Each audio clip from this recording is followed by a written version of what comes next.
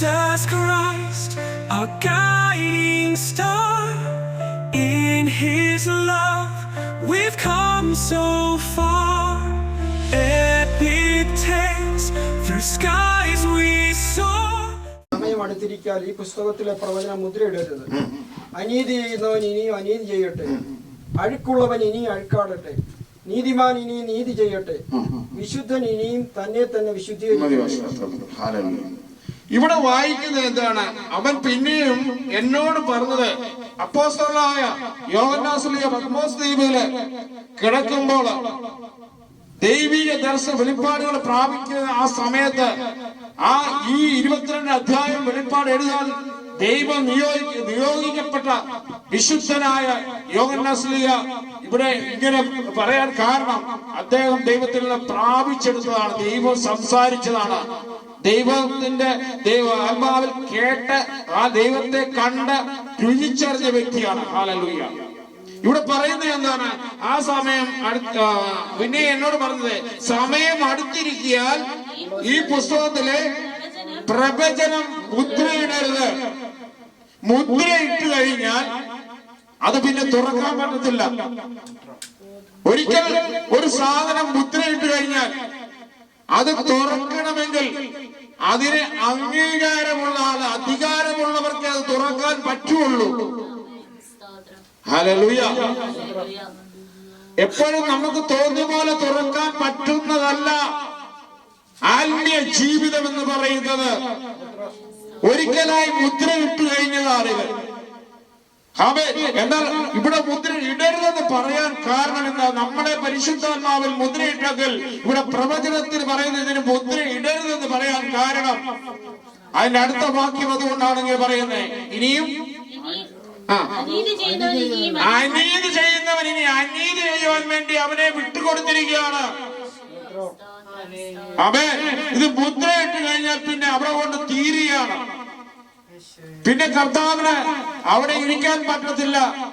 അവന്റെ വരവിന്റെ സമയമായി കഴിഞ്ഞു. പിന്നെ അതിനെ മുദ്രയിടാൻ ഇപ്പോഴും വെച്ചിരിക്കുന്നതിന്റെ അർത്ഥം എന്തെന്ന് അറിയാമോ? ആമേൻ. അഴുക്കാകേണ്ടവൻ ഇനി അഴുക്കാകുകയും, നീ അനീതി ചെയ്യുന്നവൻ ഇനി അനീതി ചെയ്യുകയും, അഴുക്ക് ചെയ്യുന്നവൻ ഇനി അഴുക്കുമാകട്ടെ. അനീതി ചെയ്യുന്നവനുണ്ട്, അഴുക്കാകുന്നവനുണ്ട്. നീതിയെ കുറിച്ച് അറിയാമായിട്ടും അനീതിയായി ജീവിക്കുന്ന വ്യക്തി. ഹല്ലേലൂയ.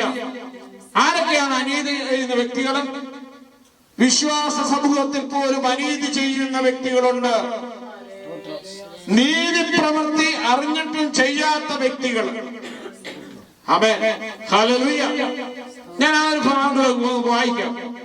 യാക്കോബിന്റെ ലേഖനം 2-ാം അധ്യായം അതിന് 14 തൊട്ട് വായിച്ചാൽ,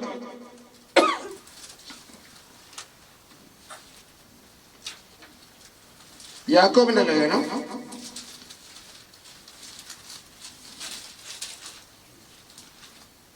2:14 മുതൽ വായിച്ചാൽ, സഹോദരന്മാരെ ഒരുത്തൻ തനിക്ക് വിശ്വാസമുണ്ടെന്ന് നമ്മളൊക്കെ പറയുന്ന ഒരുത്തൻ തനിക്ക് വിശ്വാസം ഉണ്ട് എന്ന് പറയുമുണ്ട് എന്ന് വിചാരിച്ചു, ഉണ്ടെന്ന് പറയുകയും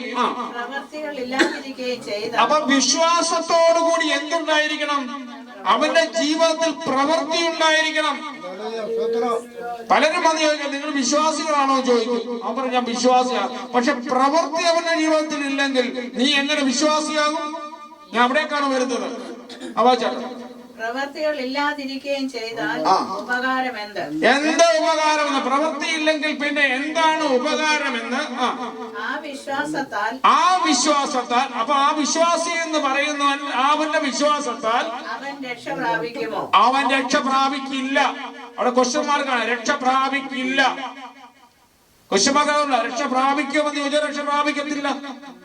ആ വിശ്വാസം കൊണ്ട് രക്ഷ പ്രാപിക്കത്തില്ല. വായിക്കും ഒരു സഹോദരൻ. ആരാണ് സഹോദരൻ? ഹല്ലേലൂയ. ഈ ലോകത്ത് ഏതൊരു വ്യക്തിയും നമ്മുടെ സഹോദരങ്ങളാണ്. അതൊരു വിശ്വാസി മാത്രമാകണമെന്നില്ല. എല്ലാവരും ആദാമിന്റെ സന്തതിയായ സകല ജനത്തിനും നമ്മുടെ സഹോദരങ്ങളായിട്ട് നമ്മൾ കണക്കാക്കണം. ശത്രുവിനെ സ്നേഹിക്കുക എന്ന് പറഞ്ഞ കർത്താവ് ആമേൻ. സർവ്വ മാനവരാശിയുടെ രക്ഷയ്ക്കായി ഭൂമിയിലേക്ക് ഇറങ്ങി വന്ന കർത്താവ്, ദുഷ്ടന്റെ മേലും നീതിമാന്റെ മേലും മഴ പെയ്യ്ക്കുന്ന ദൈവം. അപ്പൊ സഹോദരൻ എന്ന് പറയുന്ന ഒരുവന് സഹോദരനോ സഹോദരിയോ അവർ നഗ്നരാണ്, അഹോവൃത്തിക്ക് വകയില്ലാത്തവരും, അവരുടെ ഉപജീവനത്തിന് അവർക്ക് വകയില്ല. നിങ്ങളിൽ ഒരുത്തൻ അവനോട്, അപ്പൊ നീ വിശ്വാസിയായ നീ ഒരുത്തൻ അവനോട് സമാധാനത്തോടെ പോയി തീ കായ. തണുപ്പാണ്, നീ സമാധാനത്ത് പോയി തീ കായുക, വിഷപ്പടക്കുകയും ചെയ്യാന്ന് പറയുക. അവന് വേണ്ടതായതൊന്നും കൊടുക്കാതെ വിശ്വാസി എന്ന് പറയുന്ന ഇവൻ പറയുകയാണ് അവർക്ക് വസ്ത്രമില്ല, സഹോദര സഹോദരിക്ക് വസ്ത്രമില്ല, അവർക്ക് ഉപജീവനത്തിലുള്ള ആഹാരമില്ല. അവരോട് പറയാം നീ പോയി സമാധാനത്തോടെ തീ കാഞ്ഞുകൊള്ള. ഇവന്റെ സമാധാനം ഏത് സമാധാനം? സാത്താന്റെ സമാധാനം, പിശാചിന്റെ സമാധാനം അവൻ അവധിയത്. അവരിൽ വ്യാപരിക്കുന്ന ആത്മാവ് പിശാചിന്റെ ആത്മാവ്. അല്ലെങ്കിൽ അങ്ങനെ പറയാം, പക്ഷെ അവന് കൊടുത്തിട്ടാണെങ്കിൽ പറഞ്ഞാൽ അതിനർത്ഥമുണ്ട്. ഞാൻ അവിടേക്ക് വരുന്നത് വായിച്ചാണ്. തീ കായ്ക്കുകയും വിഷപ്പെടുകയും ചെയ്യുവീൻ എന്ന് വിഷപ്പെടുക എവിടെ നിന്ന്? അവന്റെ ദേഹരക്ഷ, അവന്റെ നഗ്നത മറയ്ക്കുവാന്, അവന് വിശപ്പുള്ളവൻ ആഹാരം കൊടുക്കാതെ, അവന് ഒരു ഗ്ലാസ് വെള്ളം കൊടുക്കാതെ, അവനോട് സമാധാനം ഓടുന്ന നീ ആര്? യേശുവിന്റെ നാമത്തിൽ ദേഹരക്ഷയ്ക്ക് ആവശ്യമുള്ളത് അവർക്ക് കൊടുക്കാതിരുന്നാൽ ഉപകാരം എന്ത്? ദേഹരക്ഷയ്ക്ക് അവർക്ക് കൊടുക്കാതിരുന്ന ഉപകാരം എന്ത്? അടുത്ത അങ്ങനെയാണ് വിശ്വാസവും. അവിടെ എടുത്തിട്ട് പറയുവാണ് ഹല്ലേലൂയ. അപ്പോസ്തലൻ എഴുതിയിരിക്കുകയാണ് അങ്ങനെയാണ് വിശ്വാസത്തിന്റെ വാക്കുകൾ ഇനി പുറകോട്ട് പറയുകയാണ്. അത് അങ്ങനെ വിശ്വാസവും പ്രവൃത്തികളില്ലാതായാൽ, അവ വിശ്വാസമുണ്ടെന്ന് പറയും നിന്റെ ജീവിതത്തിൽ ഒരു പ്രവൃത്തിയും ഇല്ലെങ്കിൽ സ്വതവേ നീ മരിച്ചവനാകുന്നു. നിന്റെ വിശ്വാസം മരിച്ച വിശ്വാസമാകുന്നു, ജീവനില്ലാത്ത വിശ്വാസമാകുന്നു. നീ എന്നും പ്രാർത്ഥിക്കുന്നുണ്ട്, നിന്നിൽ അന്യഭാഷയുണ്ട്, നിന്നിൽ പ്രവചനമുണ്ട്, സകലവും നിന്നിലുണ്ട്, നീ വചനം ധ്യാനിക്കുന്നുണ്ട്, നീ പ്രാർത്ഥിക്കുന്നുണ്ട്, നിന്റെ നടപ്പ് കണ്ടാൽ തോന്നും ഓ ഇതുപോലൊരു ഭക്തൻ വേറെ ഇല്ലെന്ന്. പക്ഷെ ദൈവം പറയുന്നു ഈ കാരണങ്ങൾ ചവച്ച് പറയുമ്പോൾ പറയും നീ വിശ്വാസിയല്ല. എന്നാൽ ഒരുത്തൻ നിനക്ക് വിശ്വാസമുണ്ട്, പ്രവൃത്തികളുണ്ടെന്ന് പറയുമായിരിക്കും. നിന്റെ വിശ്വാസമുണ്ടെന്ന് പറയും, പ്രവൃത്തിയുണ്ടെന്നും പറയും. നിന്റെ വിശ്വാസം അപ്പൊ നിന്റെ വിശ്വാസം പ്രവൃത്തി കൂടാതെ ഒന്ന് കാണിച്ചു തരാൻ പറ്റുമോ? അവേ നമ്മുടെ വിശ്വാസത്തെ കാണിച്ചു കൊടുക്കണം നമ്മുടെ പ്രവൃത്തിയിൽ കൂടെയാണ്. യേശുവിന്റെ നാമത്തില് ഹല്ലേലൂയ. പണ്ടത്തെ ആൾക്കാർ പഴഞ്ചൊല്ലുകൾ അവർ അർത്ഥ കൈക്ക് ഉപ്പിടാത്ത വർഗമെന്ന് പറയും.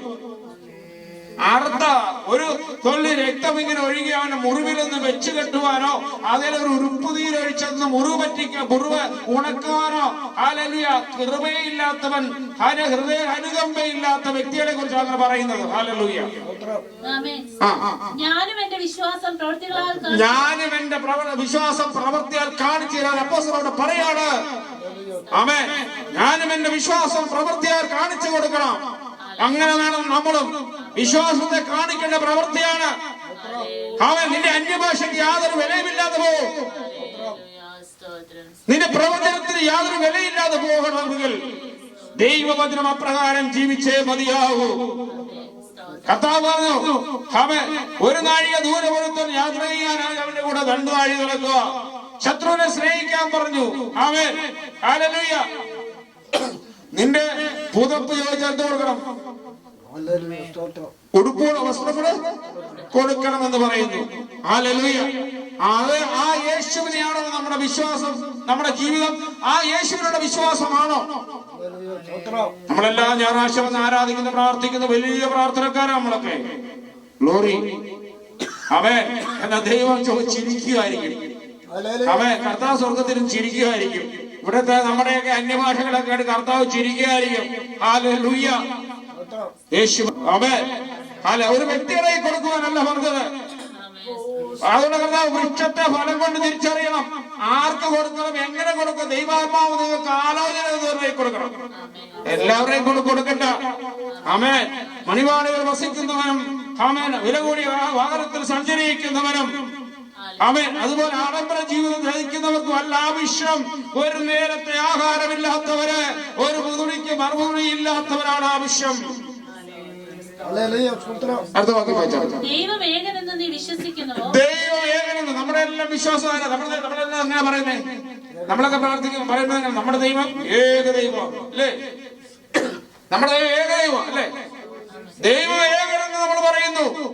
അടുത്ത വാക്യം. ദൈവം ഏകനെന്ന് വിശ്വസിക്കുന്നുവോ?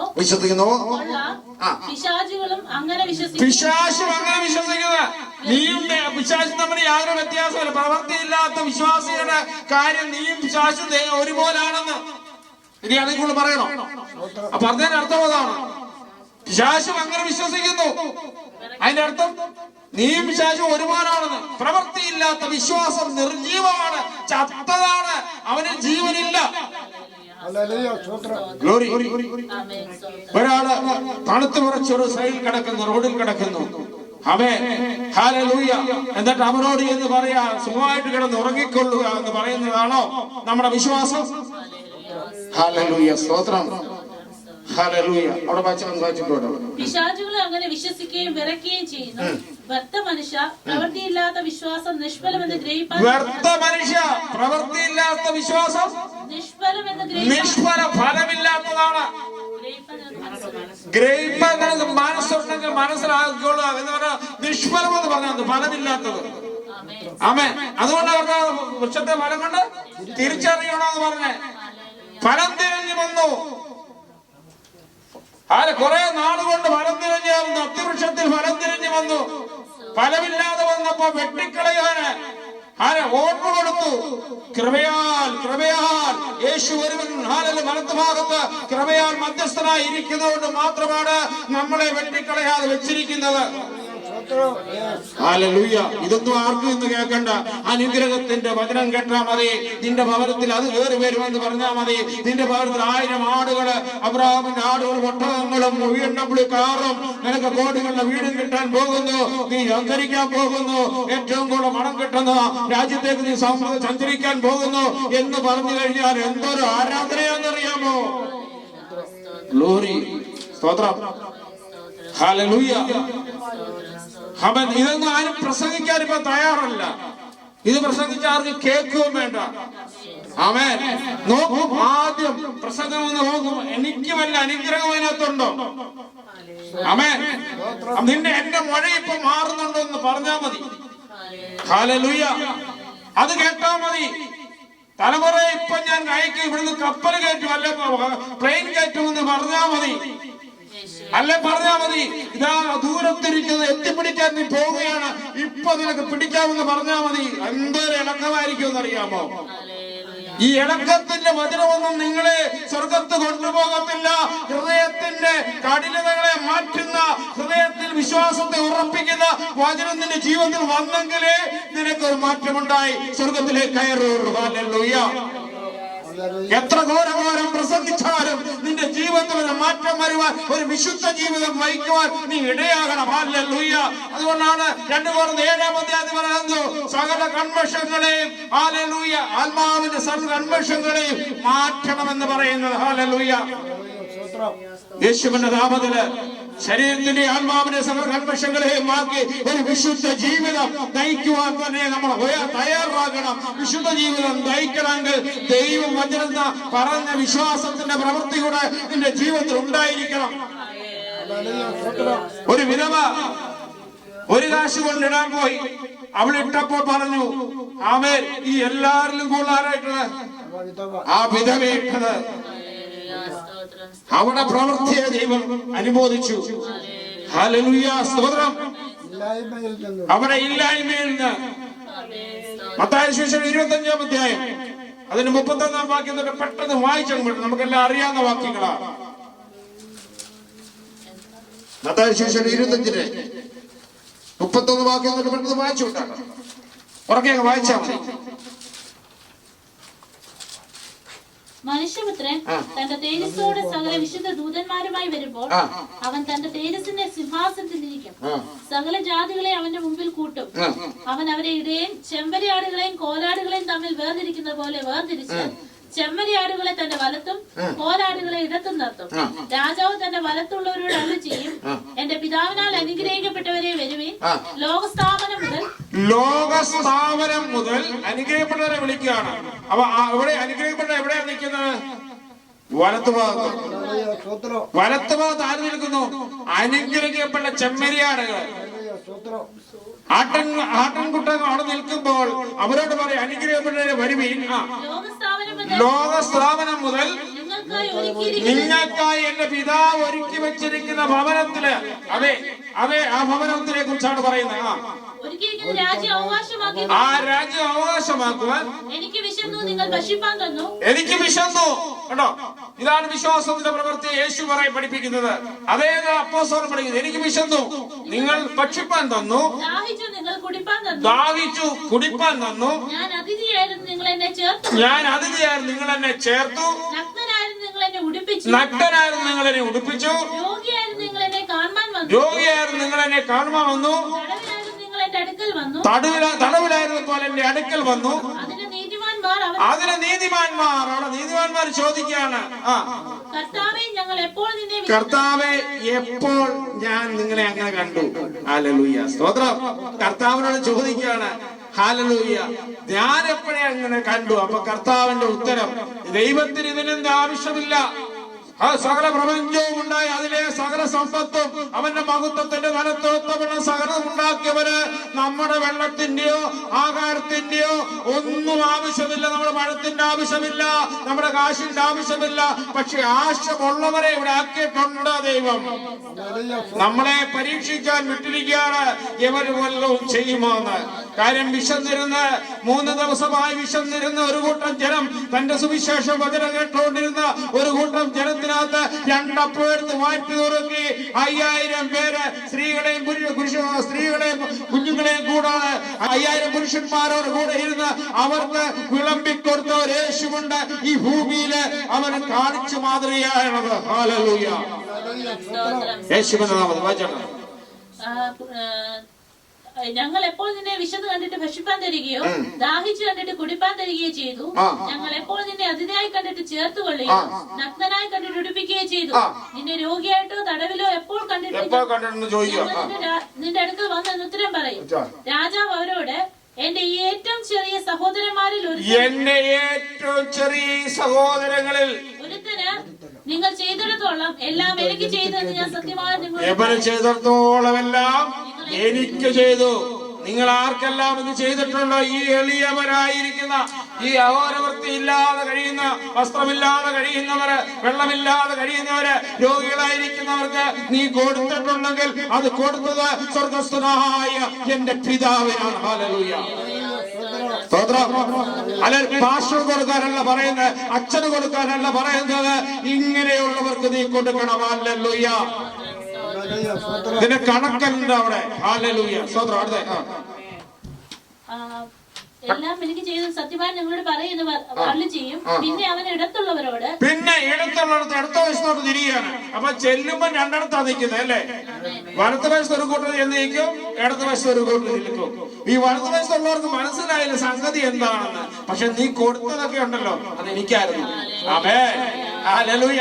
അവര് ചെന്നപ്പം പറഞ്ഞു, വലത്തോട്ട് മാറി നിൽക്കാൻ. നീ ഞങ്ങളിപ്പോ 2 പേര് ചെന്നു, അങ്ങോട്ട് നീ അങ്ങോട്ട് നില്ല, നീ ഇങ്ങോട്ട് നില്ല. ഹല്ലേലൂയ. ഒരു കൂട്ടർ വലത്തോട്ട് തിരിച്ചു, ഇടത്തോട്ട് തിരിച്ചു. വലത്തുള്ളവരോട് പറഞ്ഞു, ഈ ചെറിയവർക്ക് നീ ചെയ്തതെല്ലാം എനിക്കാകുന്നു. ആമേൻ. എന്നാൽ ഇടത്തുള്ളവരോട് പറയാ, പോരാട്ടം കൂട്ടത്തോട് പറയാ, ഇടത്തുള്ളവരോട് ശപിക്കപ്പെട്ടവരെ, അവരുടെ ശാപം അവരുടെ മേൽ വീഴുന്നത്. നോക്കണം, ഒരു ശാപവാക്ക്, ദൈവവചന പ്രകാരം ഒരു ശാപവാക്ക് വീഴുക അവിടെ. മറന്നു പോകരുത്. പലപ്പോഴും അനുഗ്രഹം പ്രാപിക്കാതിരിക്കാൻ കാരണം നമ്മുടെ $1 അല്ലെങ്കിൽ $2 വില നോക്കി നാളത്തെ അത് നമുക്ക് ഇന്ന കാര്യം സാധിക്കാമെന്ന് പറഞ്ഞ് നീ മാറ്റിവെച്ചിട്ട് അത് കാര്യം സാധിക്കാൻ പോകുമ്പോൾ നിന്റെ മേലൊരു ശാപത്തിന്റെ കെട്ട് വീഴുകയാണ്. അവിടെ വായിച്ചേക്കുന്നത് അങ്ങനെയല്ല വായിച്ചേക്കുന്നത്. ശപിക്കപ്പെട്ടവരെ എന്നെ വിട്ട് ദൂതന്മാർക്ക് ഒരുക്കിയിരിക്കുന്ന പിശാചിനും അവന്റെ ദൂതന്മാർക്കും ഒരുക്കിയിരിക്കുന്ന നിത്യാഗ്നിയിലേക്ക് പോകുവിൻ. നിത്യാഗ്നിയിലേക്ക് പോകാൻ. അപ്പൊ ആർക്കാണ് അങ്ങനെയുള്ളവർ എങ്ങനെ പോകും? ആമേൻ. ഈ വിശന്നവനും ദാഹിച്ചവനും വസ്ത്രമില്ലാത്തവനുമായ ഈ എളിയവർക്ക് ഒരുവൻ നീ അറിഞ്ഞിട്ട് കൊടുക്കാതിരിക്കുവാണെങ്കിൽ നീ പിശാചിനും അവന്റെ ദൂതന്മാർക്കും ഒരുക്കിയ നിത്യാഗ്നിയിലേക്കാണ് നീ വിശ്വാസവുമായി നീ പോകുന്നത്. നിന്റെ വിശ്വാസം എങ്ങോട്ട് പോവാ? അങ്ങോട്ട് പോവുക. ഹല്ലേലൂയ. ആമേൻ. ഇതാരും ഉപദേശിച്ചു തരത്തില്ല. ദുഷ്ട മനുഷ്യ, ദൈവം നിനക്ക് വല്ലതും തന്നിട്ടുണ്ടെങ്കിൽ ഈ എളിയവരായ ഈ ചെറിയവരായ ഒരുവനോട് കൊടുക്കുവാൻ വേണ്ടിയാണ് നിനക്ക് തന്നിരിക്കുന്നത്. നിന്റെ ആരോഗ്യം അതാണ്. യേശുവിന്റെ നാമത്തിൽ, യേശുവിന്റെ നാമത്തിൽ ഈ പ്രസംഗം ആർക്കും ചിലപ്പോൾ ഇഷ്ടപ്പെട്ടത് വരത്തില്ല. ഒരു പ്രശ്നവുമില്ല. നിനക്ക് ആരോഗ്യം തന്നിട്ടുണ്ടെങ്കിൽ, നിനക്ക് നല്ല ജോലി തന്നിട്ടുണ്ടെങ്കിൽ, നിന്നെ നല്ലൊരു ദേശത്ത് ദൈവം ആക്കിയിട്ടുണ്ടെങ്കിൽ നിന്റെ പൂർവ്വകാലത്തേക്ക് തിരിഞ്ഞു നോക്ക്. നിന്റെ കഷ്ടങ്ങളും പ്രയാസങ്ങളും പട്ടിണികളും ഒന്നുമില്ലായിരുന്ന ഒരു കാലത്തേക്ക് തിരിഞ്ഞു നോക്ക്. ഇസ്രായേലിന്റെ ദേശത്ത് അവരെ എത്തിക്കുമ്പോൾ ഫറവോന്റെ അനുമതിയിൽ നിന്ന് കഷ്ടത്തിലും പ്രയാസത്തിലും അവരെ അയച്ചത് എങ്ങോട്ട്? അവരൊരു വാഗ്ദത്ത ദേശമായ സമൃദ്ധിയുള്ള ദേശത്ത് അയച്ചെങ്കിൽ അതിന് പിന്നിലും ദൈവത്തിന്റെ ഒരു മഹിമ വെളിപ്പെടണമായിരുന്നു. ഗ്ലോറി. എനിക്ക് വിശന്നു നിങ്ങൾ ഭക്ഷിപ്പാൻ തന്നില്ല, ദാഹിച്ചു നിങ്ങൾ കുടിപ്പാൻ തന്നില്ല, അതിഥിയാരും നിങ്ങൾ എന്നെ ചേർത്തുകൊണ്ടില്ല, നഗ്നനായിരുന്നു നിങ്ങൾ എന്നെ ഉടുപ്പിച്ചില്ല, രോഗിയും തടവിലായിരുന്നു നിങ്ങൾ എന്നെ കാണാൻ വന്നില്ല എന്നല്ല ചെയ്യും. അതിന് അവർ, കർത്താവേ, ഞങ്ങൾ നിന്നെ വിശക്കുന്നവനോ ദാഹിക്കുന്നവനോ. കർത്താവിനെ എപ്പോഴും നമ്മളിപ്പോഴും കർത്താവിനെ നോക്കി കിടക്കുക. വിശക്കുന്ന കർത്താവുണ്ട്, നമ്മൾ വിളിച്ചോണ്ട് വീട്ടിൽ പോയിരിക്കുക. ആമേ. ഹല്ലേലൂയ. നമ്മളെല്ലാം തപ്പി കിടക്കുന്ന ആരെയാ? കർത്താവിനെ. അത് കർത്താവിനെ കാണാന്നാ പറയുന്നത്. കർത്താവിനെ കാണാൻ നടക്കുക. അതിഥിയോ നഗ്നയോ രോഗിയോ തടവിലോ എപ്പോൾ കണ്ടു എന്ന് നിനക്ക് ശുശ്രൂഷ ചെയ്യാതിരുന്നു എന്ന് ഉത്തരം പറയും. അവൻ അവരോട്, ഈ ഏറ്റവും ചെറിയവരിൽ ഒരുത്തൻ നിങ്ങൾ ചെയ്യാനിടത്തോളമല്ല, ഏറ്റവും ചെറിയവരിൽ ഒരുവൻ ചെയ്യാത്തടത്തോളം എനിക്കാകുന്നു ചെയ്യാനെന്ന് ഞാൻ സത്യമായിട്ട് നിങ്ങളോട് പറയുന്നു. എനിക്കാവും സത്യമായി പറയുന്നു. ഹല്ലേലൂയ. സ്തോത്രം. ഹല്ലേലൂയ. ആമേൻ. നമുക്ക് ഒരു വാക്യം കൂടെ വായിച്ചാട്ടെ. ആമേൻ. 2 കോരിന്ത്യർ 5-ാം അധ്യായം നമുക്കെല്ലാം അറിയാവുന്ന വാക്യം. 10-ാം വാക്യം ഒന്ന് വായിച്ച് പെട്ടെന്ന് വിട്ടാണ്.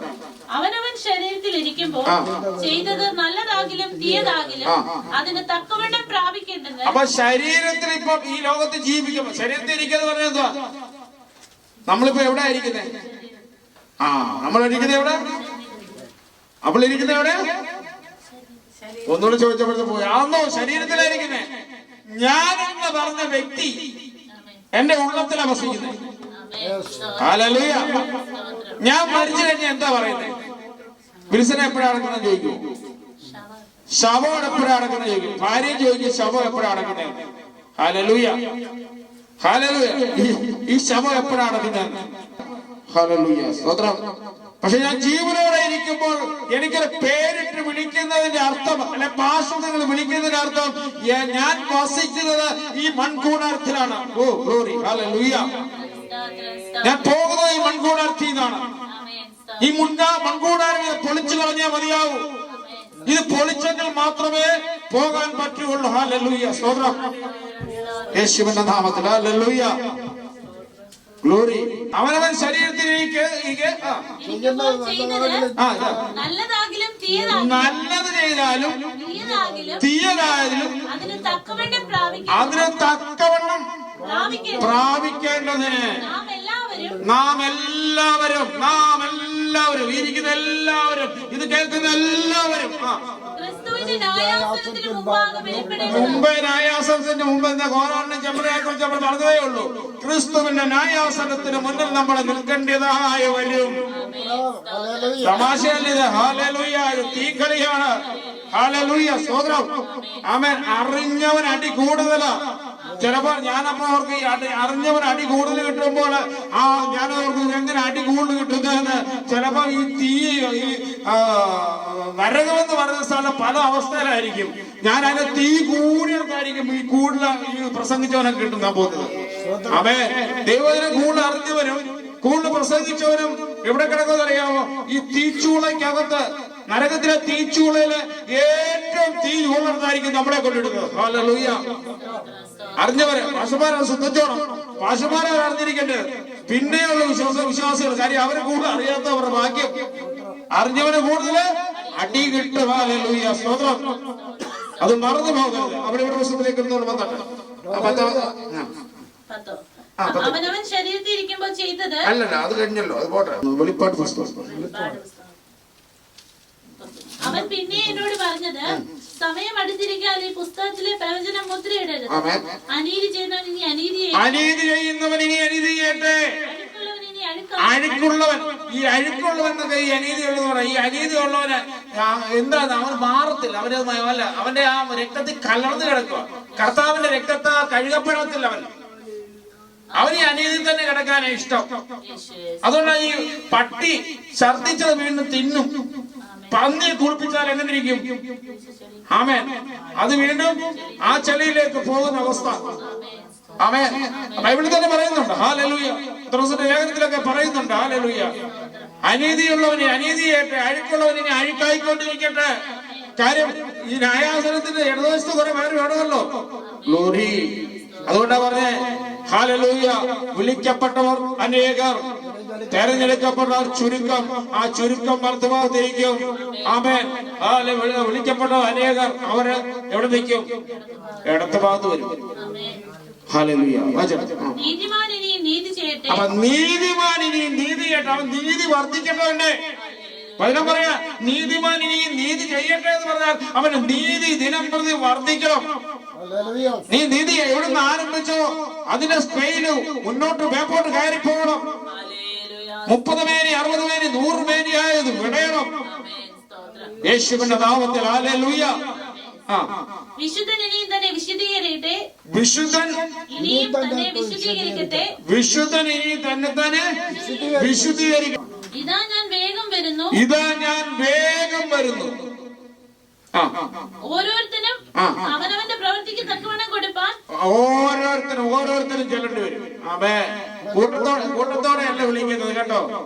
ഈ ഡോക്ടർമാരുടെ അടുത്ത് നമ്മൾ ചെല്ലുമ്പോഴേ ഒരാൾക്ക് അവർ മുറിയിൽ അപ്പോയിന്റ്മെന്റ് കൊടുക്കും. ആ രോഗി പോയപ്പോഴേ അടുത്താളെ വിളിക്കുള്ളൂ. അപ്പൊ ഓരോരുത്തരും അവിടെ ചെല്ലും. അമ്മേ, കർത്താവ് എന്ന ഡോക്ടർ അവിടെ ഇരിക്കും, വിധി കർത്താവായി. ഹല്ലേലൂയ. എന്നിട്ട് അങ്ങോട്ട് വരുന്നുണ്ട് എന്നെ വിളിക്കുന്നത്. ഞാൻ മറ്റേ പേര് പറഞ്ഞു ചെയ്തല്ലേ? മറ്റേ ആൾക്കാരും ചെയ്തത് എന്താ? ഇവിടെയാണ്, അവിടെയാണ് പ്രശ്നം. ഞാൻ രൂപം പറഞ്ഞതേ ഉള്ളൂ. ഹല്ലേലൂയ, സ്തോത്രം. ഹല്ലേലൂയ. ഓ, വിളിക്കും. അവൻ ഓരോരുത്തരും അതാണ് വ്യക്തിപരമായാണ്.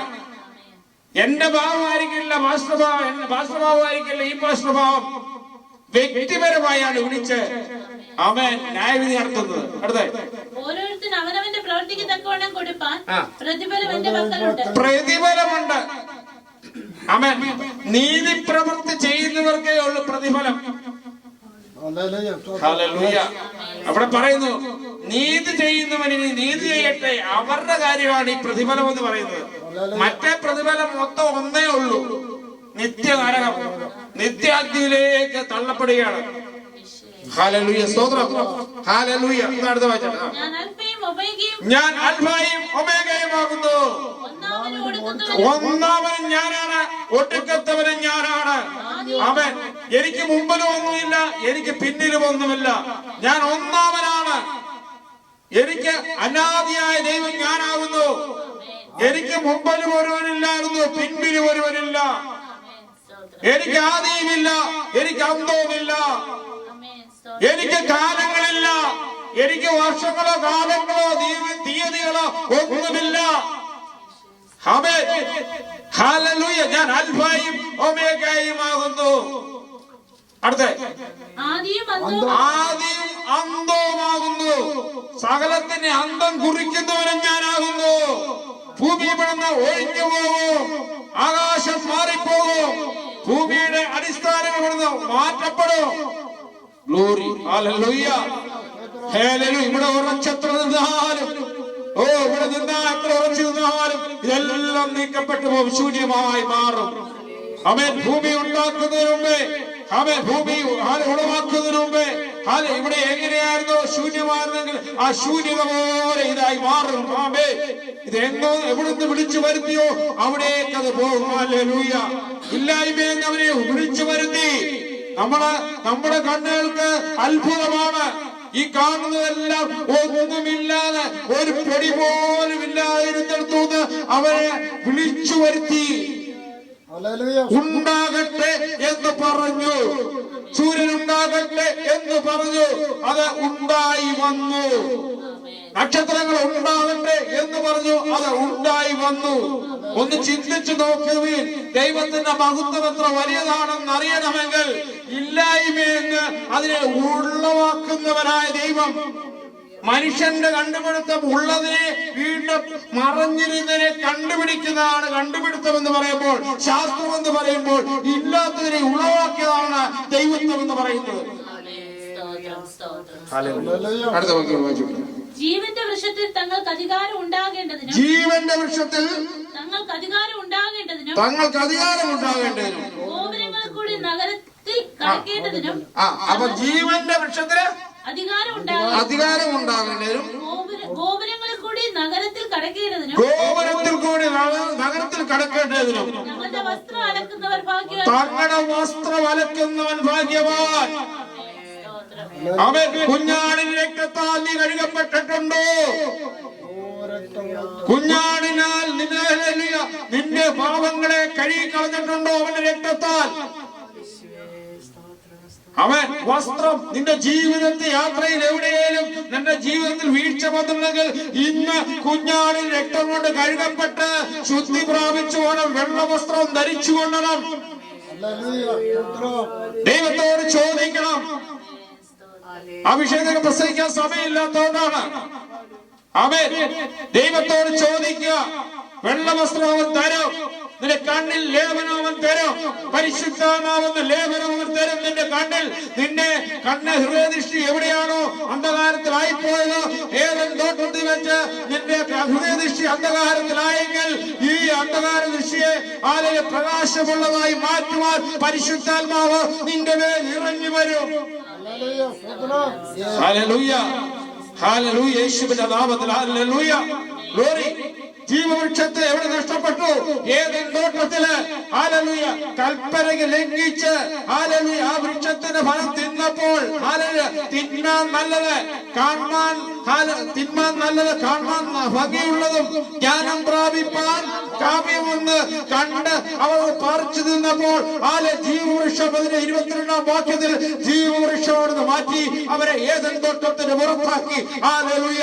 ആ ജീവവൃക്ഷം എന്ന് പറയുന്നത് ഇത് രക്ഷിക്കാൻ മരണമില്ല, ജയിക്കുന്നവന് മരണമില്ല, വസ്ത്രമലക്കുന്നവന് മരണമില്ല. അവൻ ജീവവൃക്ഷത്തിന്റെ ഫലം കഴിക്കുകയാണ്. ഹല്ലേലൂയ. വെളിപ്പാട് 3-ാം അധ്യായം നിങ്ങൾ 22-23 വാക്യങ്ങൾ വായിച്ചാൽ മതി. ജീവവൃക്ഷത്തിന്റെ ഫലം കഴിച്ചാൽ പിന്നെ മരണമില്ല. അതുകൊണ്ടാണ് അവരെ പുറത്താക്കിയത്. ഹല്ലേലൂയ. അവൻ അവരുടെ ഹൃദയദൃഷ്ടി ഇരുണ്ടുപോയി. ഇന്ന് ഹൃദയദൃഷ്ടി ഇരുണ്ട് കിടക്കുന്ന ഒരു കൊണ്ടുണ്ട്. യേശുവിനെ അറിയാൻ ശ്രമിക്കാത്തവരും അറിഞ്ഞിട്ട് ഇരുളിൽ പാർക്കുന്ന ഒരു കൂട്ടം ജനമുണ്ട്. വെളിപ്പാട് പുസ്തകത്തിൽ പറയുന്നു നീ സമ്പന്നൻ, ഞാൻ സമ്പന്നനാണെന്ന് പറയുന്നു. അതേപോലെ പറയുന്നു നീ ദരിദ്രനാണ്. വായിച്ചു എന്തായാലും വെളിപ്പാട് പുസ്തകം വെളിപ്പാട് 3:17 വായിച്ചു പെട്ടത് വായിച്ചു. ഞാൻ ധനവാൻ സമ്പന്നനായിരിക്കുന്നു. ഞാൻ ധനവാൻ, നമ്മളൊക്കെ പറയുന്നത് ഞാൻ ധനവാനാണ്, ഞാൻ സമ്പന്നനാണ്. ഏത് ധനമാണ്, ഏത് സമ്പന്നതയാണ് നിന്റെ ജീവിതത്തില്? എനിക്കൊന്നിനും മുട്ടില്ല. എല്ലാരും പറയും ഇപ്പൊ ഒന്നിനും മുട്ടില്ല. പലരും പറയുന്നത് ഞാൻ കേട്ടിട്ടുണ്ട്. ഒരു കാര്യത്തിന് എനിക്ക് ബുദ്ധിമുട്ടല്ല. ഓ ഗ്ലോറി, ഹല്ലേലൂയ. നല്ല കാര്യം. അടുത്ത മുട്ടില്ല എന്ന് പറഞ്ഞുകൊണ്ട് നീ നിർഭാഗ്യനും. എന്നാൽ ദൈവമാണ് പറയുന്നത് നീ നിർഭാഗ്യവനാണ്, അരിഷ്ടനും, നീ അരിഷ്ടനാണ്, ദരിദ്രനാണ്, നീ കുരുടനാണ്, നഗ്നനാണ് എന്നറിയാതിരിക്കാൻ. അവരറിയത്തില്ല ഇതൊക്കെയാണെന്ന്. ഈ പറഞ്ഞ കാര്യങ്ങള് അവരാണെന്ന് നമ്മൾ പലപ്പോഴും അറിയത്തില്ല. പക്ഷേ ഹല്ലേലൂയ. സമ്പന്നന്ന് പറഞ്ഞ നമ്മളാണ്. നമ്മള് വലിയ വിശ്വാസി ആത്മീയനാന്ന് പറഞ്ഞ് നടപ്പ. ദൈവം പറയാ നീ ദരിദ്രനാ, നീ കുരുടനാ, നീ സമ്പന്നാന്ന് പറഞ്ഞ നിന്നിൽ ഒന്നുമില്ലടാ. സ്തോത്രം. അടുത്ത വാക്യം. എന്നാൽ ദൈവം ഒരു മറുപടി നമുക്ക് ഉപദേശം തരുന്നുണ്ട്. ആ ഉപദേശമാണ് ക്രിസ്തുവിന്റെ വചനം. യേശു ക്രിസ്തുവിന്റെ വചനമാണ് ആ ഉപദേശം എന്ന് പറയുന്നത്.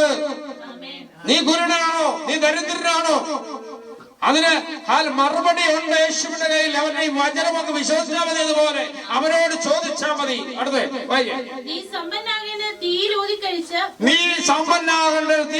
കഴിച്ച പൊന്ന്. അപ്പൊ തീയിലൂതി കഴിച്ച പൊന്നെന്ന് പറയുന്നാൽ സങ്കീർത്തന 12-ാം അധ്യായത്തിൽ പറയുന്നു, 7 പ്രാവശ്യം ഉരയിൽ ഒരുക്കി എടുത്ത വെള്ളി പോലെ എന്ന് പറയുമ്പോൾ വേറൊരു വചനം ഊതിക്കഴിച്ച സ്വർണം പോലെ, പൊന്ന് പോലെയാണ് സകല കീടങ്ങളും മാറ്റപ്പെട്ടത്. ആമേൻ. ഏറ്റവും മേൽത്തരമായ സ്വർണം പോലെ നിന്നെ ആക്കിത്തരും. ആമേൻ. ഊതിക്കഴിച്ച പൊന്നെന്ന് പറഞ്ഞ എന്താണെന്ന് പറയാ, തിരുവചനമാണ്. അതിനകത്ത് ഒരല്പം പോലും അഴുക്കില്ല. ക്രിസ്തുവിന്റെ വചനത്തിന് ലോകത്തിൽ പലരുടെ വചനത്തിനും അഴുക്കുണ്ട്. എന്നാൽ യേശുവിന്റെ വചനത്തിനകത്ത് അല്പം പോലും കീടമില്ല, അല്പം പോലും അശുദ്ധിയില്ല. അത് സത്യമായ സ്ഥിരമായ വചനമാകുന്നു. നിന്റെ നഗ്നതയുടെ ലജ്ജ നിന്റെ നഗ്നനാന്ന് നീ അറിഞ്ഞു. നിന്റെ നഗ്നതയുടെ വെളിപ്പെടാതെയാ മരിക്കേണ്ടത്. നിന്റെ നഗ്നതയാണ് നിനക്ക് നഗ്നത. നീ ലജ്ജിക്കപ്പെട്ടവനാണ്. നിന്റെ മേലൊരു ലജ്ജ കിടക്കുകയാണ്. നീ നഗ്നനാണെന്ന്